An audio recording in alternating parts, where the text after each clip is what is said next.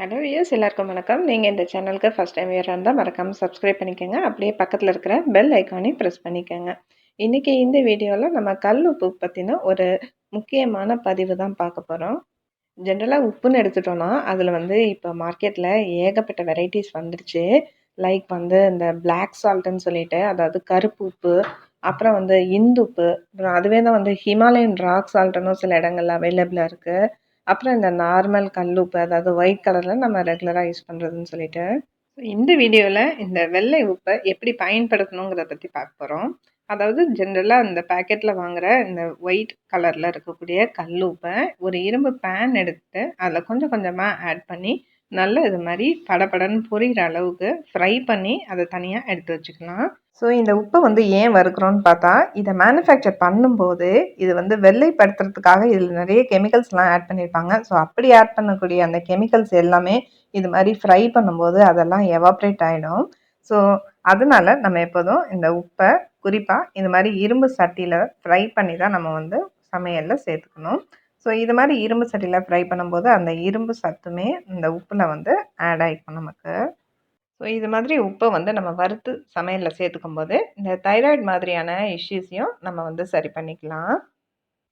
So நீங்கள் 1 kilo உப்பு packet எடுத்துட்டிங்கன்னா அதை கொஞ்சம் கொஞ்சமாக ஒரு 2 to 3 பேட்சஸாக வறுத்து எடுத்துக்காங்க. இது ஜஸ்ட் ஒரு 20 மினிட்ஸ் ப்ராசஸ் தான் நமக்கு ஆகும். ஸோ இதுவே சால்ட்டுக்கும் என்ன பண்ணலான்னா, இதில் பாதி போர்ஷன் அப்படியே எடுத்துகிட்டு அதுலேருந்து நம்ம மேக் பண்ணிக்கலாம். ஸோ இப்போ அதே மாதிரி பார்த்தீங்கன்னா, இப்போ அந்த இந்துப்புன்னு சொல்லக்கூடிய இந்த ஹிமாலயன் ராக் சால்ட் அல்லது அந்த பிங்க் சால்ட்டுன்னு சொல்லக்கூடிய உப்பு இப்போ அதிக அளவில் எல்லாருமே பயன்படுத்துகிறாங்க. அது ரொம்பவே ஹெல்த்தியானது அப்படின்னு சொல்லிட்டு. அதில் ஒரு சில அளவிலான இந்த பொட்டாசியம், மெக்னீஷியம் அதெல்லாம் ஆட் பண்ணியிருக்காங்க தான் அந்த உப்பில்.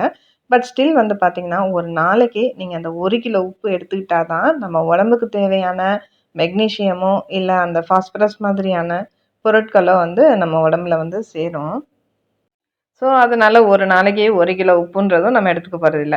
ஸோ அதனால என்றைக்குமே இந்த உப்பை விட அந்த உப்பு பெட்டரு, அதை விட இது பெட்டர் அப்படின்னா எதுவுமே கிடையாது.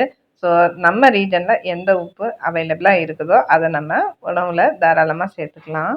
அதே மாதிரி இந்த உப்பை வறுக்கிறதும் ஒரு புது விஷயம் கிடையாது. இது காலங்காலமாக எல்லாருமே பண்ணிட்டு வந்த ஒன்று தான்.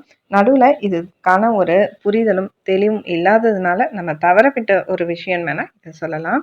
ஸோ அவ்வளவுதான். இப்போ உப்பு வறுத்தாச்சு. இப்போ இதை கொஞ்சம் கொஞ்சமாக நான் ஒரு மிக்ஸி ஜாருக்கு ட்ரான்ஸ்ஃபர் பண்ணி அதை ஒரு ஃபைன் பவுடருக்கும் முந்தின ஸ்டேஜில் நம்ம இதை அரைச்சி எடுத்துட்டோம்னா இப்போ சால்ட்டு ரெடி ஆகிடும். ஸோ பார்த்தீங்கன்னா இப்போ ரொம்பவே சூப்பராக சால்ட் ரெடி ஆகிடுச்சு. இதை ஒரு செராமிக் ஜார்லேயோ இல்லை ஒரு கிளாஸ் ஜார்லேயோ அதை சேர்த்துட்டு நம்ம நல்லா க்ளோஸ் பண்ணி வச்சுக்கலாம். ஸோ அதே மாதிரி நம்ம வறுத்து வச்ச அந்த கல்லுப்பும் ஒன்ஸ் அது நல்லா ஆறுனதும் இது மாதிரி ஒரு செராமிக் ஜாருக்கு நம்ம ட்ரான்ஸ்ஃபர் பண்ணிக்கலாம். ஸோ இந்த மெத்தட் யூஸ் பண்ணி நீங்கள் இந்த கல்லுப்பாக இருக்கட்டும், சால்ட்டாக இருக்கட்டும், அதை யூஸ் பண்ணும்போது நம்ம ஹெல்த்துக்கு அது ரொம்பவே நல்லது. இந்த வீடியோ உங்களுக்கு ரொம்பவே பயனுள்ளதாகவும் இன்ஃபர்மேட்டிவாகவும் இருக்கும்னு நினைக்கிறேன். இந்த வீடியோ உங்களுக்கு பிடிச்சிருந்ததுன்னா லைக் பண்ணி, ஷேர் பண்ணி, சப்ஸ்கிரைப் பண்ணிக்கோங்க. எப்போதும் போல் இன்னொரு இன்ட்ரெஸ்டிங்கான வீடியோவோட சந்திக்கலாம்.